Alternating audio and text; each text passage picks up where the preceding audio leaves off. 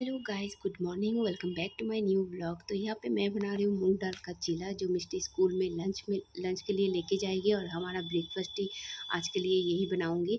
तो ये first time मैं बना रही हूँ, और इसको ना मैंने रात को भिगो के रखा था। एक मिर्ची, एक छोटा सा अदरक का टुकड़ा दे के मैंने इसको पीस लिया था, और फिर ऐसे चीला टाइप बना ली हूँ। और मेरे घर में ऐसा होता है कि कुछ भी नया चीज़ बनता है तो वो अगर अच्छा लगेगा तो ऑल टाइम फेवरेट हो जाता है, नहीं तो रिजेक्ट हो जाता है। तो आप लोग बताना कैसा बना है ये रेसिपी।